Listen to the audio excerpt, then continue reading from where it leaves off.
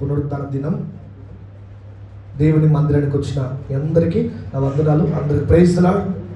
అందరికి వందనాలు. ప్రభు మిమ్మల్ని దీవించునుగాక, ఆశీర్వదించునుగాక, మన ప్రార్థనలు ఆయన అంగీకరించునుగాక. ఆల్రెడీ సమయం దాటిపోతా ఉంది. కొద్దిసేపు క్లుప్త వర్తమానం చెప్పి నేను ముగిస్తాను. గత వారం మనం ఏ వాక్యం విన్నాం? దీపవృక్షం గురించి విన్నాం. దాంట్లో 3 విషయాలు విన్నాం. మేలిమి బంగారంతో తయారు చేయాలని, ఇంకా నకీషి పనిగా ఉండాలని, చివరిది నిత్యము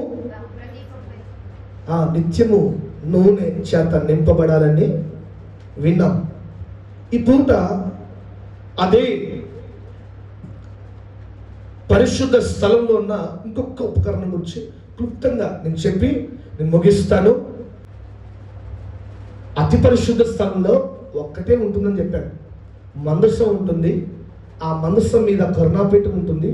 ఆ కరుణాపీఠం మీద కెరూబులు ఉంటాయి.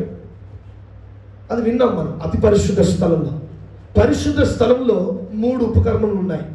ఒకటి దీపవృక్షము, రెండోది సన్నిధి రొట్టెల బల్ల, మూడోది ధూపవేదిక.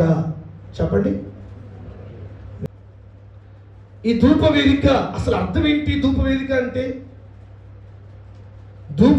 అంటే అర్థం ఏంటి? చదువుదాం, ఒక్కసారి చదవండి. నిర్గమకాండం 30వ అధ్యాయము 6వ వచనాన్ని విందాం.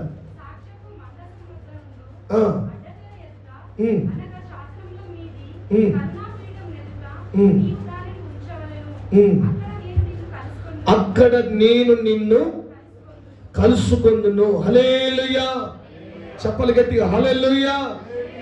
ధూపవేదిక అంటే ఆ పదానికి అర్థం ఏంటంటే, ధూపం అంటే ప్రార్థన, వేదిక అంటే ప్రత్యేకించబడిన స్థలం. అంటే సూచనగా ఉన్నాయి. అంటే మనకు మనం అనుభవించుకొని దాన్ని విన్నట్లయితే దేవుడు మనల్ని కలుసుకునే స్థలము. చెప్పండి, దేవుడు మనల్ని కలుసుకునే స్థలము, మనతో మాట్లాడే స్థలము, మన కన్నీరు చూచే స్థలము. ధూపవేదిక దేనికి సూచనగా ఉందంటే దేవుడు కలుసుకునే స్థలము, దేవుడు మనల్ని కలుసుకునే స్థలము, ప్రత్యేకించబడిన స్థలము. ఈ ధూపవేదిక ఎలా తయారు చేయబడిందంటే, ఇది కూడా క్లుప్తంగా చెప్పి ముగిస్తాను. తుమ్మకరతో తయారు చేయబడింది. ఇది కూడా ఒక టేబుల్ మాదిరిగా ఉంటుంది. దాని యొక్క కొలతలన్నీ ఇచ్చాడు. హల్లెలూయా. ఈ కొలతలన్నీ మీరు ఇంటికెళ్ళాక చదువుకోవచ్చు. ఈ నిత్యం ధూపం వేయడానికి దేవుడు ఒక వేదికగా ఏర్పాటు చేయమన్నాడు. అంటే మీ అందరికి అర్థం కావడం చెప్తున్నాను. అది కూడా ఒక టేబుల్ మాదిరిగా ఉంటుంది. దాంట్లో నిత్యము ధూపం వేయబడాలి. ధూప వేదిక దగ్గర నిత్యము ధూపం వేయబడాలి. ఆ ధూపం ఎలా ఉండాలంటే దేవుడు అంగీకరించేటట్టుగా ఒక ఇంపైన సువాసనగా ఉండాలి. చెప్పండి, ఎలా ఉండాలి? ఇంపైన సువాసనగా ఉండాలి. క్లారిటీగా అర్థం చేయాలని చెప్తున్నాను. మనం ప్రయాణం వెళ్తే, హనుమకొండ గారు కాజుపేట వెళ్తే ట్రాఫిక్ సిగ్నల్ దగ్గర రాగానే చాలామంది ముస్లిమ్స్ ఏం చేస్తారంటే ఓ చిన్నది తీసుకొస్తారు, నిప్పులతో ఉన్నది. దాంట్లో ఏదో చల్లెట్ అంతే చల్లగానే కారులో పెట్టగానే మంచి సువాసన వచ్చేస్తుంది. చూసారు మీరు ఇప్పుడు? అది ధూపమే. అది కూడా ఒక ధూపమే.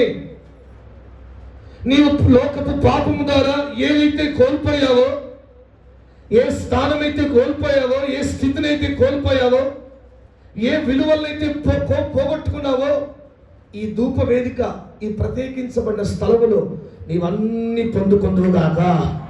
ఆమె చెప్పండి గట్టిగా. నీవు పొందుకోవాలని దేవుడు ఉద్దేశిస్తా ఉన్నాడు. నీవు తిరిగి పొందుకోవాలని, తిరిగి ఆ స్థితిని నువ్వు సంపాదించుకోవాలని, ఆ స్థానం నువ్వు మరలా పొందుకోవాలని నీ కొరకే ఒక స్థలాన్ని సిద్ధపరిచి ఉన్నాడు. ఇది కూడా తుమ్మకరంతో చేయబడింది. దీనికి కూడా మోతకర్రలు ఉన్నాయి. దీనికి కూడా బంగారపు ఉంగరాలు ఉన్నాయి. దీనికి కూడా బంగారపు రేకుతో కప్పబడింది. ఇవన్నీ కొలతల గురించి విన్నాం.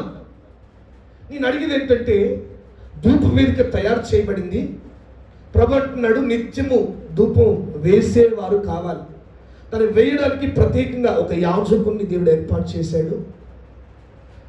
ఆ యాజకుడు ఏం చేస్తాడంటే, తనకున్న బాధ్యత ఏంటంటే, ఈ యొక్క దీపవృక్షంలో నిత్యం నూనె నింపాలి. సన్నిధి రొట్టెల మీద ఉన్న ఆ రొట్టెలు ఏవైతే పాడయ్యావో అవి నిత్యము రిప్లేస్ చేస్తుండాలి. ఈ ధూప వేదిక మీద నిత్యము అది ఆరిపోకుండా, అది చల్లారిపోకుండా నిత్యము ధూపం వేస్తుండాలి. సరే, ధూప వేదిక తయారు చేయబడింది, ధూపం వేయాలి. మరి ఏది పడితే వేయచ్చా? చెప్పాలి మీరే. ఏది పడితే వేయచ్చా? ఇప్పుడు దానికి ఏమన్నాడు మాట చూడండి. 30 అధ్యాయము 34వ వచనంలో ఏమేం ధూపం వేయాలి చదవండి ఒక్కసారి చూడండి.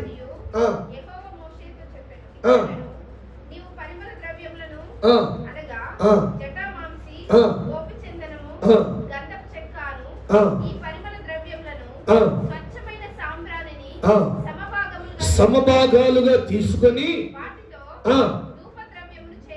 చాలు. హల్లెలూయా. కొంచెం చేతుపై చెప్పండి గట్టిగా, హల్లెలూయా, హల్లెలూయా. చూడండి, ఈ డీటెయిల్స్ అన్ని మనం ప్రక్కన పెడితే, నేను ఈరోజు చెప్పాలనుకుంటున్న మాట అంటే ఒక్క 3 విషయాలు చెప్పి ముగించేస్తాను. ఏ ధూపం నువ్వు వేయాలి, ఏది వేస్తే ఇంపైన సువాసనగా మారుతుంది, ఇంపైన సువాసనగా దేవుడు అంగీకరిస్తేనే నువ్వు వేసిన ధూపానికి ప్రతిఫలం, నువ్వు చేసిన ఆ ప్రయత్నానికి ప్రతిఫలం వస్తుంది. దేవుడు చెప్పినట్టుగా ధూపవేదిక కట్టావు, ప్రత్యేకించబడిన స్థలాన్ని ఏర్పాటు చేశావు, చక్కగా దాంట్లో ఉండాల్సిన వస్తువులన్నీ ఏర్పాటు చేశావు. కానీ వేయవలసిన ధూపాన్ని సరైన స్థితిలో వేయట్లా, సరైనవి వేయట్లా, సరైన ధూపాన్ని అందుబాటులో తీసుకురాలేకపోతున్నావు, సమభాగాలుగా లేదు. అందుకే కొన్నిసార్లు నీవు ఎంత ఏడ్చినా ప్రతిఫలం రావట్లా. కొన్నిసార్లు దేవునికి ఇంపైన సువాసనగా నీవు చేస్తున్న ప్రయత్నం లేదు. ప్రభు అంటున్నాడు, అది క్లియర్గా మెన్షన్ చేస్తున్నాడు, ఏ ధూపం వేయాలి. ఇక్కడ ఎన్ని మెన్షన్ చేశాడు చూడండి. ఏ ధూపం వేయాలో, ఏ ధూప ద్రవ్యం వేయాలో, ఏది వేస్తే ఇంపైన సువాసనగా మారుతుంది, ఏది వేస్తే ప్రభు అంగీకరిస్తాడు, ఏది వేస్తే ప్రభు ఆలకిస్తాడు, ప్రతిఫలం ఇస్తాడు, జవాబు ఇస్తాడు, ఆ మాట కూడా తెలియజేస్తున్నాడు. ఎన్ని రకాలు చెప్పాడు? నీవు పరిమళ ద్రవ్యములను అనగా జటామాంసి, గోపిచందనము, గంధపు చెక్క, ఎన్నైనా 3 అయినాయి. ఇంకా ఇంకేమున్నాయా? ఈ పరిమళ ద్రవ్యములను స్వచ్ఛమైన సాంబ్రాణి 4, ఇంకా సమభాగాలుగా తీసుకొని వాటితో ధూప ద్రవ్యమును చేయవలెను. 4 రకాలు చెప్పాడు. ఈ 4 రకాలైన ద్రవ్యములు మాత్రమే నీవు ఆ ధూప వేదికలో ఉపయోగించాలి. అమ్మా, వింటున్నావా? ఈ దేవునికి విరుద్ధమైనవి నువ్వు చేయడానికి లేదు, దేవుడు చెప్పనివి చేయడానికి లేదు. ఆయన మాటగా, ఆయన ఇచ్చిన ఆజ్ఞగా మనం విని దాన్ని పాటించాలి. అప్పుడు ఆయన చెప్పినప్పుడు చేసినప్పుడే కదా. ఆయన చెప్పినవి చేసిన పరిచారకులు, ఆ యొక్క విందు ప్రధాని ఏం చూశారు? ఆయన చెప్పినట్టుగా చేస్తే అద్భుతాన్ని చూశారు. హల్లెలూయా. చెప్పండి గట్టిగా, హల్లెలూయా. ఆయన మాట ప్రకారం చేశారు. చూడండి, ఎనలేని అద్భుతాన్ని ఆ పెళ్లిలో చూశారు. ఆయన చెప్పనివి మనప్పుడు చేశాడు. మనోడు ఎవరు?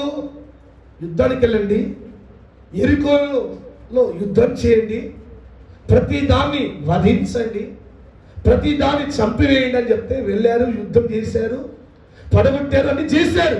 దేవుడు చెప్పినవే చేశారు.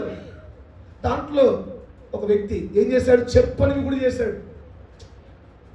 మనోడికి చూడండి ఆ తెలివి చూడండి. చెప్పనివి ఒక మాట చేశాడు. ఏం చేశాడు? ఎరికోకి వెళ్ళాడు, యుద్ధం చేశారు. యెహోషువ నాయకత్వంలో యుద్ధం గెలిచారు, విజయోత్సవంతో వచ్చారు. చెప్పని ఒక మాట క్రియ చేశాడు. దాని ప్రతిఫలం ఏంటో తెలుసా? చిన్న పట్టణాన్ని, ఎరుకో అంత పెద్ద పట్టణాన్ని జయించిన వీళ్ళు చిన్న పట్టణం మీద పరాజయ పాలయ్యారు, అపజయ పాలయ్యారు, అవమాన పాలైపోయారు. కారణం ఆయన చెప్పనిది ఈ గుంపులో ఒకరు చేశారు. ఎవరు? ఆకాను. ఏం చేశాడు? ఎరుకో దగ్గరికి వెళ్ళాడు, యుద్ధం చేశాడు, అన్ని చేశాడు, విజయం సాధించారు. మనోనికి దృష్టి ఎడబడిందంటే షినారు వస్త్రం మీద పడింది. మనలు కూడా అదే పడుతుంది ఈ మధ్యలో. ఏదో దేవుని దగ్గరికి రావాలి, ప్రార్థన చేయాలి, దేవుని సల్లో వేడుకోవాల్సిన వీళ్ళు రకరకాల వాటి మీద కనుదృష్టి, లోకపు వస్తువుల మీద ఆయన చూడండి, ఆ ఇంపైన వాటి మీద ఏదో చెయ్యాలని దేవుడు చెప్పని వాటి మీద అతను చేశాడు. షినారు వస్త్రాన్ని ఒక 2-3 వస్తువులు తెచ్చి మనం నీట్గా మన ఇంటి ముందు ఈరోజు చూడండి అందరు లేట్గా వచ్చారు. ఏమంటారు దాన్ని? ఆ ఇంటి ముందు అలకేస్తారు కదా, ఏది మంచి గుంత తవ్వి దాంట్లో అన్ని పెట్టి, ఇవాళ మీరు ఎందుకు లేట్గా వచ్చారో ఆ వ్యక్తి కూడా కట్టి లేట్ చేశాడు. ఏం చేశాడు? ఇంటి ముందు అంతా అలకేసి కడిగి అంత చేసి మనోడు దాని మీద పట్టేసి మళ్ళీ వచ్చి మళ్ళీ ప్రార్థనకు వస్తున్నాడు.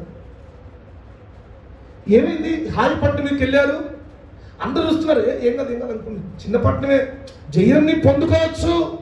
వెళ్ళారు, పరాజయ పాలై అవమాన పల్లెకి వచ్చి దేవుని సల్లు వేడుకుంటున్నాడు. ఎందుకంటే ఆయన చెప్పనివి చేయకూడదు. ఈరోజు మన జీవితంలో ప్రతిఫలాన్ని పొందుకునే వారిగా మారాలి అంటే ఈ ధూప వేదిక మీద ఏ ధూపాన్ని వేయాలి దాన్ని కూడా ప్రభు క్లారిటీగా తెలియజేశాడు.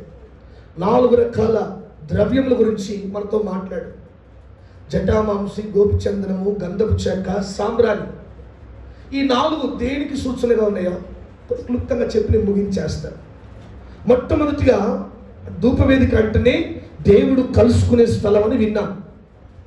మొట్టమొదటిగా జటామాంసి మనం చేయవలసిన దేవుణ్ణి కలుసుకుంటున్న స్థలములో మనం కలిగి ఉండవలసిన ధూపద్రవ్యం ఏంటంటే, జటామాంసి దేనికి సూచనగా ఉందంటే విజ్ఞాపనకు సూచనగా ఉంది.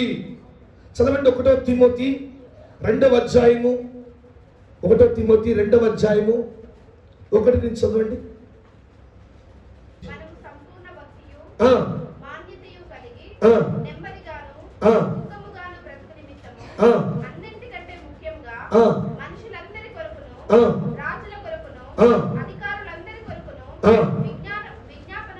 విజ్ఞాపనలను, ప్రార్థనలను, యాచనలను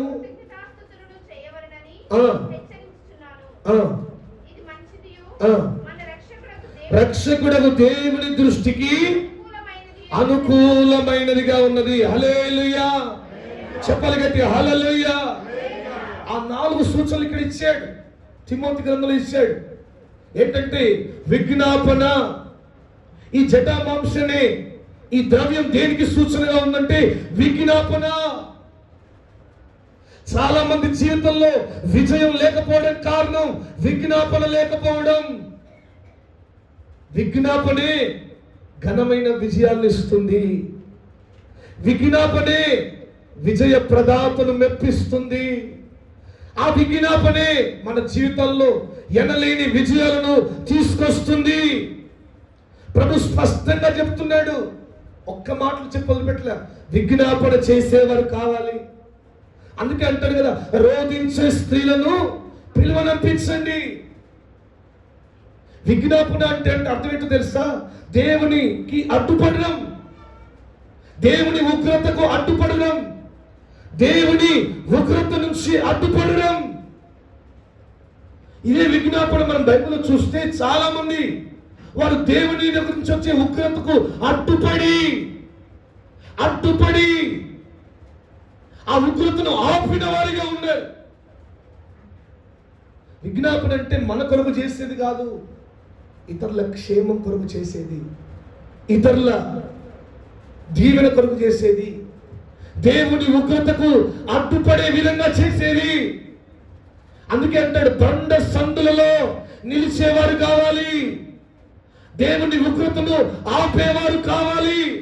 నేను అంటాను, ఇశ్రాయేలు ప్రజలు 40 సంవత్సరాల ప్రయాణం చేశారు. వారు ప్రయాణించిన ఆ ప్రయాణంలోనే నేను అంటాను, ఎప్పుడో దేవుని ఉగ్రతకు అసలు వాళ్ళు నిలబడేవారా చెప్పండి? ఎన్నిసార్లు దేవునికి విరుద్ధమైనవి, దేవుడు వద్దన్నవి, దేవునికి అనుకూలము కానివి, దేవుడు దృష్టికి విరుద్ధమైన స్థితి ఎన్నిసార్లు చేయలేదా? ఎన్నిసార్లు చేశారు. అయినప్పటికీ వారు కాపాడబడ్డారంటే దేవుని ఉగ్రత వారి మీద రగులుకోకుండా కాపాడబడ్డారంటే ఒక్క వ్యక్తి నిలబడ్డాడు. హల్లెలూయా! ఎవరా వ్యక్తి? మోషే. దేవా, అవసరమైతే నా ప్రాణం తీసుకో ప్రభా. ఎంతగా అడ్డుపడ్డాడంటే దేవుని ఉగ్రత వారి మీద రాకుండా మోషే అడ్డుగా నిలబడ్డాడు. అందుకే వారు కాపాడబడ్డారు. 40 సంవత్సరాలైనా బ్రతకగలిగారు. 40 సంవత్సరాల్లో వారు ముందుకు సాగిపోగలిగారు. కారణం ఏంటంటే దేవుని ఉగ్రత వారి మీదకి రాకుండా అడ్డుపడ్డాడు. మోషే విజ్ఞాపనం చేస్తున్నాడు. మోషే మాటకు మనం చూస్తాం, దేవా ప్రతి దాన్ని దేవుని సన్నిధికి తీసుకురావడం, దేవుని సన్నిధిలో వేడుకోవడం, విజ్ఞాపన చేయడం. అందుకే తిమోతి గ్రంథంలో కూడా అంటాడు, మీరు దేవునికి అనుకూలమైన విజ్ఞాపన చేయడం అనుకూలమైంది, దేవునికి ఇష్టమైనది, దేవునికి ఇంపైన సువాసనగా మార్చేది నీ విజ్ఞాపన. మరి ప్రేమైన దేవుని బిడ్డారా, నీవు చేస్తున్న దేవుని కలుసుకుంటున్న సమయంలో విజ్ఞాపన చేస్తున్నావా? గత రాత్రి కూడా విన్నాం, విజ్ఞాపన చాలా మందికి విసుగు రేపుతుందట. ఎందుకంటే వీళ్ళకి ఎప్పుడు చూడు పై మెరుగులు కలిగిన కాస్త ప్రార్థనలు విని వదిలేస్తారు. విజ్ఞాపన ఏం చేస్తారు తెలుసా? వేడుకునే విజ్ఞాపన. గత రాత్రి విన్నాం కదా, విజ్ఞాపన చేస్తున్నాడు, ఏం చేస్తాడు? విసుగు పడుతుందంటే కొంతమందికి. కానీ అది అవసరం. ఎంత దినాల్లో, ఈ దేవుని రాకడ సమీపిస్తున్న దినాల్లో అది అవసరం. నీ విజ్ఞాపన అనేకులకు క్షేమాన్ని ఇస్తుంది. నువ్వు చేస్తున్న మందిరంలో చేస్తున్న ఆ విజ్ఞాపన దేవుడు అంగీకరించి నీవు ఎవరి గురించి అయితే ప్రార్థన చేస్తున్నావో వారి జీవితంలో తన కార్యాలను ప్రారంభించేలా చేస్తావు. హల్లెలూయా, హల్లెలూయా. ఈ టైంలో విజ్ఞాపన అవసరం. దేవుని ఉగ్రత, ఇటువంటి ప్రమాదాలు జరగకుండాలంటే విజ్ఞాపన చేసేవారు కావాలి. దేవునికి ఇంపైన సువాసనగా నైవేద్యాన్ని అంగీకరించేవారు కావాలి. అందుకే 430 మంది బయలు ప్రవక్తలు ఎంత గింజుకున్నా ఎటువంటి ఫలితం రాలే. కానీ ఏలియా ఒక్క క్షణం మొరపెడితే దేవుడు ఆకాశాన్ని తెరిచి తన్ని ఆ యొక్క దహన బలిని అంగీకరించాడు. మోషే అడ్డుపడుతున్నాడు. ఎంత దినాల్లో విజ్ఞాపన చేసేవారికి కావాలి. దేవుని ప్రేమ మన మీద తీసుకొచ్చేవారు కావాలి. దేవుని ప్రేమ లోకానికి చూపేవారు కావాలంటే మీరు మందిరంలో దేవుణ్ణి కలుసుకునే ప్రతి స్థలములో, మీ ఇంట్లో కానీ మందిరంలో కానీ అనుక్షణం విజ్ఞాపన చేసేవారుగా మనం ఉండాలి. ఆ విజ్ఞాపనే మన జీవితంలో విజయాన్ని కలగజేస్తుంది. హల్లెలూయా, హల్లెలూయా. నిజంగా దేవుని కృప కాదంటారా? దేవుని కృప కాదంటారా? ఇశ్రాయేలు ప్రజలను తలుచుకుంటే ఎన్నిసార్లు వారు చేసిన తప్పిదములు బట్టి దేవుని ఉగ్రత రగులుకోవాల్సిన ప్రతిసారి మోషే అడ్డుగా నిలబడ్డాడు. ఇంకా మనం చూస్తే ఆదికాండంలో వస్తే ఇంకెవరు నిలబడ్డారు? దేవుని ఉగ్రత రాకుండా అడ్డుగా నిలబడింది ఎవరు? అబ్రహాం. లోతు ఆ యొక్క సొదొమ గొమొర్రా పట్టణాన్ని నాశనం చేయాలని, అగ్ని కండకాలతో కాల్ చేయాలని దేవుని ఉగ్రత బయలుదేరుతుంటే అబ్రహాము విజ్ఞాపన ఆ యొక్క పట్టణం మీదకి ఉగ్రత వచ్చిందేమో కానీ లోతు కుటుంబాన్ని కాపాడడానికి అబ్రహాం విజ్ఞాపన అడ్డుపడింది. హల్లెలూయా, హల్లెలూయా, అడ్డుపడింది. ఈ పూట మరి నీవు విజ్ఞాపన చేసేవారు కావాలి. ఎస్తేరు విజ్ఞాపన శాసనం మార్చడానికి అడ్డుపడింది. ఇట్లా చాలా మంది ఉన్నారు. వారి భక్తుల విజ్ఞాపన, వారి కన్నీరు దేవుని ఉగ్రత రాకుండా ఆపుతుంది. అంటాను, మనం కూడా క్షేమంగా ఉన్నారంటే మన గురించి ఎంతమంది ప్రార్థన చేసేవారు లేరు. మనకు కనబడకపోవచ్చు. దేశం గురించి దివారాత్రంలో కన్నీరు విడిచేవారి ప్రార్థన మన సంఘాలకు క్షేమంగా మారుతుంది. దేవుని కృపే అది. శబ్దంగతి హల్లెలూయా, శబ్దంగతి హల్లెలూయా. అబ్రహాము విజ్ఞాపన లోతు కుటుంబం మీద దేవుని ఉగ్రత రాకుండా ఆపింది.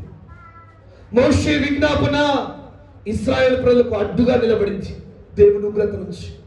ఎస్తేరు విజ్ఞాపన శాసనాన్ని మార్చే విధంగా, ఆ శాసనం పని చేయకుండా నిలబడింది. ఈ యొక్క అంత్యకాల దినంలో, ఎంత దినములో అనేకుల కొరకు విజ్ఞాపన చేయడానికి నీవు నిలబడదుగాక. అడ్డుగా దేవుని ఉగ్రత పడకుండా, అనేక కుటుంబాల మీద దేవుని ఉగ్రత రగులుకోకుండా దేవుని ప్రేమను పంచడానికి, విజ్ఞాపన చేయడానికి నీవు దేవుని ఎన్నుకొందుగాక, నిలబడుదుగాక. ఈ విజ్ఞాపనే దేవునికి అనుకూలంగా, ఒక అనుకూలమైన నైవేద్యముగా, ఇంపైన సువాసన కలిగిందిగా మార్చబడింది. రెండవదిగా మనం చూస్తే గోపిచందం అనే ఒక ధూప ద్రవ్యము గురించి కూడా రాయబడింది. దాని గురించి తిమోతి గ్రంథంలో అంటాడు, విజ్ఞాపనలను ప్రార్థనలను. అది దేనికి సూచనగా ఉందంటే, జటామాంస అనే ద్రవ్యము విజ్ఞాపనకు సూచనగా నిలబడింది. ఈ యొక్క గోపిచందనం అనే ద్రవ్యము, ధూప ద్రవ్యము వ్యక్తిగత ప్రార్థనకు సూచనగా ఉంది, ప్రార్థనకు సూచనగా ఉంది. దేవుడు కలుసుకునే స్థలంలో ఏకాంతంగా ప్రార్థించేవారు లేవాలి. దేవుడితో ముఖాముఖిగా మాట్లాడేవారు కావాలి. వ్యక్తిగతంగా మన దోషములను శుద్ధీకరించుకునే విధంగా, మన పాపములు ఒప్పుకునే విధంగా నీ ప్రార్థన మారాలి.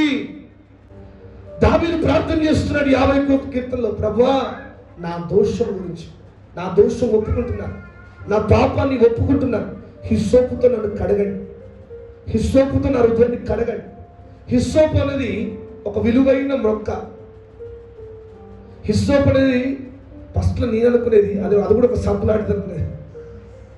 అప్పుడు చిన్నప్పుడు తెలియదు కదా. హిస్సోపు అనేది ఒక మొక్క, విలువైన మొక్క, అరుదైన మొక్క, చాలా విలువైన వారు వాడతారు. దావీదు అంటాడు, ప్రభా హిస్సోపుతో నా హృదయాన్ని కడగండి అయ్యా, హిమము కంటే తెల్లగా నన్ను కడగండి అయ్యా. దావీదు ప్రార్థన తన దోషాలను ఒప్పింపజేస్తా ఉంది. అందుకే దేవునికి అనుకూలమైంది కనుకనే దేవుడు దావీదును జ్ఞాపకం చేసుకున్నాడు. తన పాప స్థితి నుంచి విడిపించాడు, తన పాప స్థితి నుంచి విడిపించాడు, పాప బ్రతుకు నుంచి విడిపించాడు. ప్రేమ దేవుడు బిడ్డారా, మరి తిమోతి గ్రంథంలో అంటాడు, ప్రార్థనలు కలిగిన వారిగా మారాలి, ప్రార్థన చేసే వారిగా మారాలి. నీ ప్రార్థన దేవునికి ఇంపైన సువాసనగా మారుతుందా? నీ ప్రార్థన దేవుడు అంగీకరించే నైవేద్యంగా మారుతుందా? ఒకసారి జ్ఞాపకం చేసుకో, నిన్ను నీవు పరీక్షించుకో. అనుక్షణం ప్రార్థించే వారిగా మారాలి. అబ్రహాం అంటాడు, గత రాత్రి చెప్పాను కదా, ఎవరి సన్నిధిలో నేను జీవించుచున్నానో. అబ్రహాము ఎటువంటి వ్యక్తి అంటే ప్రార్థనలో నటించే వ్యక్తి కాదు, జీవించే వ్యక్తి. జీవించే వ్యక్తికి నటించే వ్యక్తికి తేడా ఏంటి? ఇప్పుడు సినిమా యాక్టర్ ఉన్నారు, వాళ్ళు నటిస్తారు. ఎప్పుడు వాళ్ళకి ఒక టైం ఉంటుంది, పలానా టైం షూటింగ్ టైంలో ఉందనుకోండి, ఈ టైం నుంచి ఈ టైం వరకు నటన చేస్తారు, వెళ్ళి తమ యథావిధిగా జీవితంలో ఉంటారు. కానీ చూడండి, ఇప్పుడు ఆ విధంగా అయిపోతుంది ప్రార్థన. అబ్రహాం అలా చేయలేదు. మందిరంలో ఉన్నంతసేపు చూడండి ప్రార్థన కలిగిన వారిగా ఉండి, బయటికి వెళ్ళి మన ప్రార్థన మానేవారిగా ఉండొద్దు. వెంటను అనుక్షణము మనం నడుస్తున్న నడత, అనుక్షణము మనం వెళ్తున్న మార్గం అనుక్షణము మన హృదయాన్ని తడుతున్నట్టుగా ఉండాలి. ప్రార్థన చేసేవారిగా మారాలి. మన నోట దేవుని మాటలు ఉండాలి. మన నోట దేవుని గురించిన పాటలు ఉండాలి, స్తుతులు ఉండాలి. అనుక్షణం ఉండాలి. కేవలం నువ్వు మందిరం వరకే ప్రార్థన చేస్తున్నావంటే, మందిరంలో ఉన్నంత వరకే ప్రార్థన కలిగిన వ్యక్తిగా ఉన్నావంటే అంటాను, నువ్వు నటించే వ్యక్తివి, జీవించే వ్యక్తివి కావు. ఏలియా అంటాడు ఎవరి సన్నిధిలో నేను నిలుచున్నానో. ఆ మాట చూడు, ఎంత దేవుని సన్నిధి గురించిన అబ్రహాము కానీ ఏలి కానీ వారు అనుక్షణము వారి నోట దేవుని గురించిన స్తుతులు, ప్రార్థనలు అనుక్షణం కలిగిన వారిగా ఉన్నారు. కనుకనే వారు అడుగుపెట్టిన ప్రతి చోటు దేవుడు విజయంగా మార్చాడు. హల్లెలూయా. తలపెట్టిన ప్రతి కార్యము చూడండి విజయంగా మార్చాడు. చేసిన ప్రతి ప్రార్థన ఫలితాన్ని పొందుకునే విధంగా మారింది. మరి నీవెందుకు అలా ఉండలేకపోతున్నావు? మందిరంలో ఉన్నంత వరకే ప్రార్థన కాదు. మందిరం బయట వెళ్ళినప్పుడు, బండి మీద వెళ్ళినప్పుడు చూడండి, ఎక్కడికి వెళ్ళినా మన నోట, మన అంతరంద్రం, మన యొక్క ఆత్మ ప్రతి క్షణము ప్రార్థన కొరకే తప్పిస్తుండాలి. ప్రార్థన గురించిన ఆలోచన కలిగిన వారిగా ఉండాలి. మన దోషములు అనుక్షణం ఒప్పుకునే వారిగా, మనం అనుక్షణం దేవుని సన్నిధిలో క్షమాపణ కోరేవారిగా ప్రార్థన కలిగిన వారిగా ఉండాలి. విజ్ఞాపన అనేది ఇతరుల కొరకు చేసేది, ప్రార్థన అనేది వ్యక్తిగతం కొరకు. ఇంకా మూడోదిగా రాయబడింది గంధపు చెక్క అనే ఒక ధూప ద్రవ్యం కూడా వాడబడింది అక్కడ. ఇవన్నీ దేవునికి ఇంపైన సువాసన. ఈ గంధపు చెక్క దేనికి సూచనగా ఉందంటే, తిమోతి గ్రంథంలో అంటాడు యాచనలు. చెప్పండి, యాచనలు అంటే చూడండి, సాధారణంగా యాచన అనే పదం దగ్గర వాడతారంటే భిక్షాటన చేసేవారు వాళ్ళు అంటారు యాజకులు అంటే దేవుని సేవకులు. యాచకులు అంటే అడుక్కునేవారు, భిక్షాటం చేసేవారు. మరి ఆ మాట ఇక్కడికి రాశాడు, ఏమంటాడు? విజ్ఞాపనలను, ప్రార్థనలను, యాచనలను చేయవలనని హెచ్చరించుచున్నాను. నీవు దేవుడు కలుసుకునే స్థలంలో దేవుణ్ణి యాచన చేసేవారిగా ఉండాలి. ఈ మాట చూడండి, యాచన అంటే మాటికి వేడుకునే వారిగా మారాలి.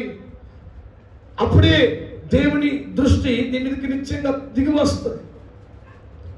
దేవుణ్ణి చూడండి, పై రెండు విజ్ఞాపనలు, ప్రార్థనలు రెండు సంపూర్ణమైతే యాచన కలిగిన వారిగా మారుతాం. యాచన అంటే వేడుకునేది, మాటికి అడిగేది. ఆ మాట ఉంటుంది చూడండి, ఆ స్నేహితుడి దగ్గరికి ఆ వ్యక్తి వెళ్ళి మాటికి సిగ్గుం రాలి మాటికి వేడుకుంటాడట, మాటికి తడుతున్నాడు. మళ్ళీ ఇంకొక మాటలో కూడా ప్రభు తెలియజేస్తాడు. ఒక విధవరాలు ఉంది, ఆ విధవరాలు వచ్చి మాటికి న్యాయం చేసే వ్యక్తిని మాటిని వేడుకున్నప్పుడు ఆ వ్యక్తి అనుకుంటాడంట, మాటికి వస్తుంది, ఊరికి అడుగుతా ఉంది, వేడుకుంటా ఉంది, ఏడుస్తూ ఉంది. చాలాసార్లు, ఒక 10 సార్లు ఆమెను తృణీకరించాడు. 11 సార్లు వచ్చి న్యాయం తెచ్చడానికి తానే వచ్చాడట. ప్రభు ఆ మాటను జ్ఞాపకం చేస్తూ అంటాడు, ఈ లోకంలో ఉన్న వ్యక్తులే న్యాయం తీర్చడానికి మాట అడిగినప్పుడు అంతటి కఠిన హృదయాలే వారే న్యాయం తీస్తే నీవు మాటికి వేడుకుంటుండగా ప్రభు దానికి తగిన ప్రతిఫలాన్ని నీకు ఇవ్వడానికి ఆయన సిద్ధంగా ఉన్నాడు. హల్లెలూయా, హల్లెలూయా, హల్లెలూయా. చూడండి, మాటికి అడిగిన స్నేహితుడు అడిగిన దానికంటే అధికంగా పొందుకున్నాడు. అడిగిన దానికంటే అధికంగా 3 రొట్టెలు అడిగితే దానికి మించినవి పొందుకున్నాడు. అంటే మాటికి వేడుకోవడం వల్ల, మాటికి దేవుని అడగడం వల్ల నీవు అడిగిన దానికంటే అధికంగా పొందుకుంటావు. నీవు వేడుకున్న దానికంటే అనేకమైన కార్యాలు నీ జీవితంలో జరుగుతాయి. అయితే మనం దేవుణ్ణి కలుసుకునే చోట మనం చేసే ప్రార్థనలు, యాచనలు కూడా ఉండాలని ప్రభు మెన్షన్ చేస్తాడు. ఇవన్నీ ఉన్నప్పుడే, ఇవన్నీ ధూపం వేసినప్పుడే అదొక ఇంపైన సువాసనగా మారి దేవునికి అనుకూలమైనదిగా, దేవుడు మెచ్చే విధంగా మార్చబడి. మరి కొద్దిమంది చూడండి దేవుని సన్నిధిలో మాటి అడగాలంటే, కొద్దిమంది చూడండి ఒక ఆమె ఉంటుంది, మా మండరాలకి ఆపరేషన్ కరెక్ట్గా జరగకపోతే, మా మండరాలు చూడండి దేవుడు బ్రతికిస్తే నేను దేవుడి కొరకు ఉంటా, దేవుడు బ్రతికించకపోతే నేను దేవుడి కొరకు విడిచిపెడతా, దేవుడిని విడిచిపెట్టి నేను లోకంలోకి వెళ్తా, మరలా విగ్రహాల వైపు వెళ్తా. ఏంటంటే కూర్చోండి, మాటికి వేడుకుంటే ప్రభు ఇస్తాడు, వేడుకుంటే ప్రభు ఇస్తాడు, దేవుడు దయచేస్తాడు. అంతేగాని కొన్నిసార్లు దేవుడిని ప్రక్కన పెట్టే విధంగా మన క్రియలు ఉండకూడదు, మన మాటలు ఉండకూడదు. ఆ యొక్క స్త్రీ విధవరాలు అడిగినప్పుడు తనకు న్యాయం జరిగింది. ఈ యొక్క స్నేహితుడు అడిగినప్పుడు అడిగిన దానికి అధికంగా పొందుకున్నాడు. మరి నీవెందుకు మాటికి దేవుడు ఇచ్చేంత వరకు ఎదురు చూడలేకపోతున్నావు? ఇప్పుడు చనిపోయిన దైవజనుడు ఉన్నారు కదా, ప్రవీణ్ పాస్టర్ గారు ఆయనకు ఒక సంఘటన చెప్తున్నా, మీరు విన్నారు లేదు? దేవుని మీద 2 సంవత్సరాలు అలిగాడట. దేవునితో సరిగా వాక్యం చెప్తున్నాడు, ప్రార్థన చేస్తున్నాడు, కానీ దేవునితో మాట్లాడుతున్నాడట 2 సంవత్సరాలు. ఎందుకంటే నేను ఇంత నమ్మకంగా నీ పరిచయం చేస్తున్నాను, నీవు నా కుమార్తెకి ఎందుకు ఈ రోగం పెట్టావు? ఏదో హార్ట్లో సంబంధించిన ఒక వ్యాధి వచ్చిందట. ఆ వ్యాధికి ఎంతమంది వైద్యులు వచ్చినా అది దానికి కావట్లేదట, చనిపోయే పరిస్థితిలోకి వెళ్ళిందట. 2 సంవత్సరాలు దేవుణ్ణి ప్రక్కన పెట్టి వాక్యం చెప్తున్నాడు, ప్రార్థన చేస్తున్నాడు, కానీ దేవునితో మాట్లాడట్లా. నేను మాట్లాడు, ఎందుకంటే నేను ఇంత పరిచయం చేస్తున్నాను, ఇంత నమ్మకంగా చేస్తున్నాడు, నీవు నా కుమార్తెకి ఎందుకు ఈ యొక్క సమస్యను పట్టించావు, ఎందుకు ఈ సమస్యను పుట్టించావు? దేవుడి సన్నిధిలో వేడుకున్నాడట. 2 సంవత్సరాల తర్వాత దేవుడే ఒక మంచి డాక్టర్ని ఆ వ్యక్తికి పరిచయం చేసి, ఆ డాక్టర్కున్న ఆ యొక్క వైద్యం ద్వారా ఆమె బాగు చేయడానికి ప్రభు సాయం చేశారట. అప్పుడు చెప్తున్నాడు ఏంటంటే, దేవుడు కొన్నిసార్లు టైం పెడతాడు, దేవుడు కొన్నిసార్లు ఆలస్యం చేస్తాడు. మన పరిస్థితులే, మన కుటుంబ పరిస్థితులే, మన పిల్లల పరిస్థితి కావచ్చు, దేవుడే అనుమతి ఇచ్చి ఆలస్యం చేస్తాడు. ఆ ఆలస్యం వెనుక ఏదో అద్భుతమైన కార్యం జరగడానికి, ఆ ఆలస్యం వెనుక ఊహించని కార్యాలు నీ జీవితంలో ప్రారంభించడానికి, దాని కొరకు యాచన కలిగిన వారిగా ఉండాలి. దేవుని సన్నిధిలో యాచన చేసేవారిగా ఉండాలి. మనం ప్రతిరోజు ప్రార్థన చేస్తున్నప్పుడు దేవుని యాచించి అడిగేవారిగా ఉండాలి, వేడుకునేవారిగా ఉండాలి. దేవుడు ఇచ్చేంత వరకు విడిచిపెట్టని విశ్వాసం కలిగిన వారిగా మారాలి. అలాగా యాచన చేసి ఆ విధవరాలు న్యాయం పొందుకుంది. అలాగా యాచన చేసి మాటికి వేడుకున్నప్పుడు ఆ స్నేహితుడు అడిగిన దానికంటే అధికంగా పొందుకున్నాడు. ఈ 3 ఎలాగైతే మనం ఈ ధూప ద్రవ్యములు ఆ యొక్క ధూప వేదిక మీద వాడతామో అదొక ఇంపైన సువాసనగా, దేవుడు మెచ్చే సువాసనగా మారుతుంది. చివరిగా నేను చెప్పిన ముగించేస్తాను. చివరిగా సాంబ్రాణి గురించి జ్ఞాపకం చేస్తాడు. ఈ సాంబ్రాణి అనే ధూప ద్రవ్యాన్ని ఆ ధూప వేదిక మీద వాడండి. ఇవన్నీ వాడినప్పుడు ఇవన్నీ సమభాగాలుగా ఉండాలి, ఈక్వల్గా ఉండాలి. సాంబ్రానికి దేనికి సూచనగా ఉందంటే, ఇక్కడ రాయబడింది తిమోతి గ్రంథంలో, కృతజ్ఞతాస్తుతులు.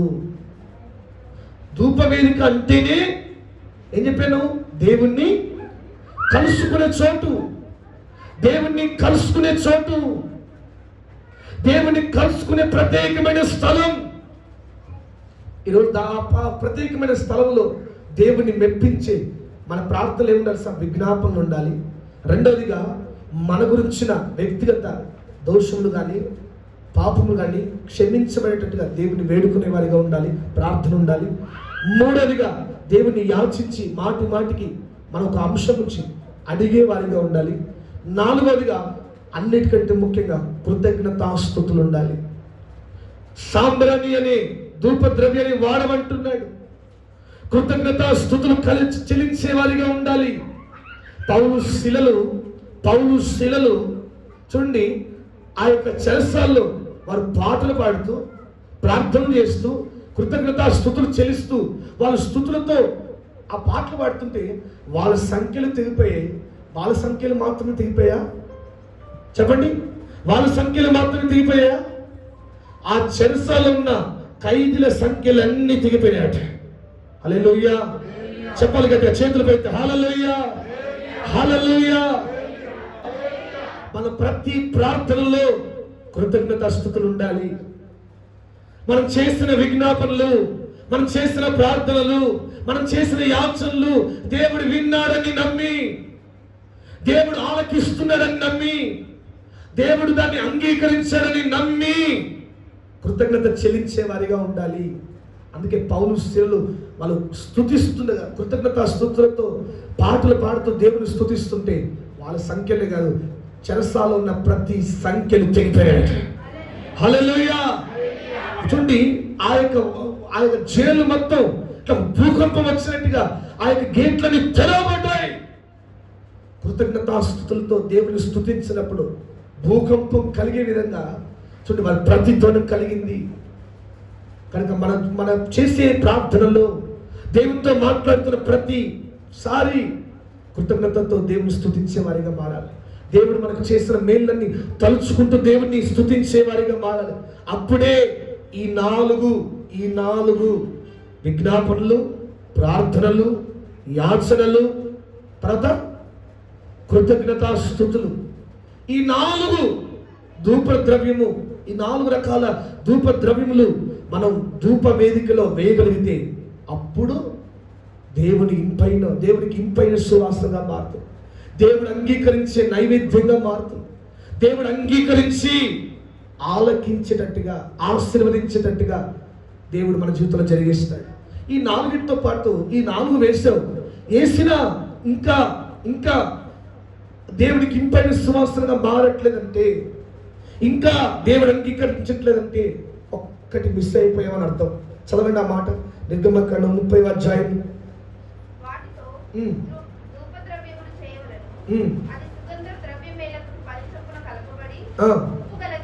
ఉప్పు గలదియు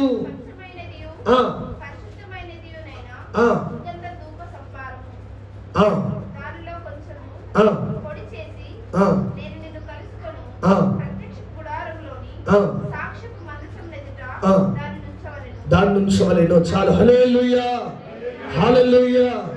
ఉప్పు గలదియు అన్నేసావు, అసలే మర్చిపోయావు. అన్నీ వేసి ఉండారు కానీ అసలే మర్చిపోతే ఎట్లా? చూడండి, ధూపద్రవ్యములు వేసారు కానీ దాంట్లో దేవుడు అంగీకరించేటట్టుగా 4 రకాల ద్రవ్యం చెప్పాడు. జటామాంసియు, గోపుచంద్రము, గంధపు చెక్క, సాంబ్రాణి అనే ఈ 4 రకాలు దేనికి సూచనగా విన్నాం. విజ్ఞాపనలని, వ్యక్తిగత ప్రార్థనలని, యాచనలని, అలాగే కృతజ్ఞతా స్తుతులని విన్నాం. ఈ 4 రకాలు ప్రభు అంటున్నాడు సమభాగాలుగా ఉండాలి. విజ్ఞాపన ఎక్కువ చేసి ప్రార్థన మర్చిపోయే వారిగా ఉండదు. ప్రార్థన ఎక్కువ చేసి దేవుణ్ణి చూడండి కృతజ్ఞతాస్తుతులు చెల్లించే వారిగా మారకూడదు. యాచన చేస్తున్నావు, నిత్యం నీ గురించే యాచన, నిత్యం నీ ఇంటి గురించే, ఇతరుల గురించి విజ్ఞాపన చేయి. నశించబోతున్న ఆత్మల గురించి విజ్ఞాపన చేయి. దేవుని ఉగ్రత రాకుండా మోషే లాంటి వారిని లేపండియా అని ప్రార్థన చేయి. అది 4 సమభావాలను వేసిన తర్వాత అక్కడ రాయబడింది ఉప్పు వేసి. దేనికి సూచనగా ఉందంటే అభిషేకానికి సూచనగా ఉంది. అభిషేకం పొందిన ఎలీషా మరణించి ఎన్నో రోజులైంది. వింటున్నారా? అభిషేకం యొక్క విలువ ఏంటంటే అభిషేకం పొందుకున్న ఎలీషా చనిపోయి చాలా రోజులైంది. సమాధి పెట్టారు. అప్పట్లో సమాధులు కట్టలేదేమో వాళ్ళు. చూడండి, మట్టిలో సమాధి పెట్టారు, పలానా చెట్టుని గుర్తుపెట్టారు, పలానాని గుర్తుపెట్టారు. ఎవరో చనిపోతే వేరే వ్యక్తులు చాలా మంది తను చనిపోతే తీసుకొచ్చి అక్కడే సమాధి చేద్దామని చెప్పి సమాధేసి తవ్వి ఆ యొక్క శవాన్ని అక్కడ ఏమైనా పూడుస్తారు కదా, సమాధి చేద్దామని పూడుస్తే ఆ పక్కన తవ్వినప్పుడు ఎలీషా ఎముకలు బయటికి వెళ్ళినట్టున్నాయి. ఆ ఎముకలు తాకిన ఈ శవం కాస్త జీవం పొందుకొని లేచింది. చప్పట్లు కొడుతూ దేవుని నామమున వచ్చినట్టుగా హల్లెలూయా. జీవాన్ని పొందుకొని లేచాయి. ఎలీషా చేసిన 14వ అద్భుతం, ఆయన మరణించినా కూడా అద్భుతం జరగడం ఆగిపోలా. కారణం ఏంటంటే ఎలీషా పొందుకున్న అభిషేకం. ఎలీషా చేతిలో ఏమీ లేదు, ఎలీషా జీవితంలో ఆస్తిపాస్తులు ఏం లేవు, కానీ పొందుకున్న రెండంతల అభిషేకం, 2 పాల అభిషేకం చనిపోయిన శవాన్ని కూడా, జీవం లేని శవాన్ని కూడా జీవం ఇచ్చి తిరిగి బ్రతికించింది. ఈ పూట అటువంటి అభిషేకం మనకు దేవుడు అనుగ్రహించును గాక. అటువంటి ఆత్మ మనకు అనుగ్రహించును గాక. హల్లెలూయా. అటువంటి అభిషేకంతో విజ్ఞాపన చేస్తున్నప్పుడు, ప్రార్థన చేస్తున్నప్పుడు, యాచన చేస్తున్నప్పుడు కృతజ్ఞత స్తుతులతో దేవునికి నైవేద్యం అర్పిస్తా ఉండగా దేవుడు అంగీకరించి తక్షణమే ప్రతిఫలాన్ని ఇచ్చునుగాక. నమ్మిన వాళ్ళందరూ చెప్పడం గట్టిగా, తక్షణమే ఈ 40 రోజుల ప్రార్థనలో నా దేవుడు ప్రతిఫలాన్ని పంపించునుగాక, ప్రతిఫలాన్ని ఇచ్చునుగాక, అంగీకరించునుగాక. నిశ్చయముగా ప్రతిఫలాన్ని మనం అనుభవించునుగాక. దేవుడు అవి అంగీకరించునుగాక. అనుకూలమైన చూడండి, దేవునికి అనుకూలమైన నైవేద్యాన్ని మనం అనుక్షణము అర్పించే వారిగా మారుదుముగాక. దేవుణ్ణి కలుసుకుంటున్నప్పుడు విజ్ఞాపన చేయి, ఇతరుల కొరకు, దేశం కొరకు, రక్షణ లేని ఇతరుల కొరకు, ఉగ్రత పొందుతున్న ఇతరుల కొరకు విజ్ఞాపన చేయి, ప్రార్థన చేయి. నీ గురించి, నీ పాపములు, నీ దోషములు ఒప్పుకుంటూ యాచన చేయి. దేవుడిచ్చే రక్షణ కొరకు అడుగు. మాటికి దేవుని పాదాలు విడవకుండా దేవుడిచ్చేంత వరకు నీ స్థితిలో, నీ జీవితంలో ఎందుకు కార్యాలు ఆగిపోయాయో మాటికి అడుగు. 4వదిగా ఇవన్నీ దేవుడిచ్చాడని నమ్మి కృతజ్ఞతాస్తుతులు చెల్లించు. కృతజ్ఞతాస్తుతులతో అనుక్షణము దేవుడిని వేడుకుంటూ, దేవా నీవు నాకు ఇచ్చావు, నువ్వు నాకు కుటుంబాన్ని ఇచ్చావు, నాకు పిల్లల్ని ఇచ్చావు, నాకు చేసుకోవడానికి పనిని ఇచ్చావు, అనుక్షణం స్తుతిస్తూ ఈ చేసిన ప్రార్థన కూడా నీవు అంగీకరిస్తావు అని దేవుడు స్తుతించాడు. 4వదిగా ఈ 4 రకాల ధూప ద్రవ్యములు మనం వేసినప్పుడు ఆ ధూప వేదిక మీద ఒక ఇంపైన సువాసన దేవుడికి అంగీకరిస్తాడు. దేవుడు మెచ్చే ఇంపైన నైవేద్యంగా అది మారుతుంది. అలాగే చివరిగా అవన్నీ వేసిన తర్వాత సమభాగాలుగా మనం దేవుడిని కలుసుకుంటాం. ఇవన్నీ సమభాగాలుగా ఉండాలి. ఇవన్నీ అభిషేకంతో ఇవన్నీ చేయగలిగితే నిశ్చయంగా అది ఈ సంవత్సరం మనం పొందుకొందుముగాక. ఈ 40 రోజుల ప్రార్థనలు పొందుకొందుముగాక. అటువంటి ఉజ్జీవం మన సంఘంలో రగులు కొనుగాక. దేవుడు అటువంటి ప్రార్థన యోధులను లేవనెత్తునుగాక. దేవుడి మాటలు మన వెనుకలో దీవించునుగాక. మొదలుపెడదామా? అందరూ మోకరించి 2 చేతుల ఆకాశం పెట్టి ఒక చిన్న ప్రార్థన చేద్దాం. ఒక చిన్న ప్రార్థన. అందరూ మోకరించి 2 చేతుల ఆకాశం పెట్టి, ప్రభా నిజమే తండ్రి, అనేకుల గురించి విజ్ఞాపన చేస్తే ఆ భారం మాకు దయచేయండి అయ్యా. అందరూ 2 చేతుల ఆకాశం పెట్టి అడుగుతారా? మోకాళ్ళ మీదండి. ఈరోజు దేవునికి అనుకూలమైన ఇంపైన సువాసనగా మన ప్రార్థనలు మారాలి. మారితేనే కదా విజయాలు వచ్చేది, మారితేనే కదా ఆశీర్వదించేది, మారితేనే కదా దేవుడు కార్యాలు మన జీవితంలో ప్రారంభించేది. ఒకవేళ ఇప్పటిదాకా నీ జీవితంలో దేవుణ్ణి కలుసుకోవడానికి ఒక ప్రత్యేకమైన స్థలం లేదా, ప్రత్యేకమైన చోటు నీ ప్రార్థన గదిలో దేవుణ్ణి కలుసుకునే చోటుగా నియమించుకో. మందిరం దేవుణ్ణి కలుసుకునే చోటు. అనేకులు నశించిపోతున్నారు. భూకంపాలు వచ్చి అనేక బిల్డింగ్ కోల్పోయి లక్షల మంది ప్రజలు చనిపోతున్నారు. ఒకవైపు సేవకులను చంపేస్తున్నారు, మందిరాలు కూలబెడుతున్నారు, విశ్వాసులను లోకం వైపు ఆకర్షిస్తూ ఉన్నారు. ఈ అంత దినాల్లో దేవుని ఉగ్రతకు అడ్డుపడాలి. దేవుని ఉగ్రతకు అడ్డుపడే మోషే లాంటి వారు లేవాలి. విజ్ఞాపన చేస్తే ఎస్తేరు లాంటి వారు కావాలి. అబ్రహాము లాగా యాచన చేసేవారు కావాలి. దేవుని సెలవు కొరకు యాచన చేసేవారు కావాలి. స్తోత్రం నాయన. అందరూ 2 చేతుల ఆకాశం పెట్టి హల్లెలూయా, హల్లెలూయా, హల్లెలూయా. యేసయ్యా నీకు స్తోత్రం నాయన.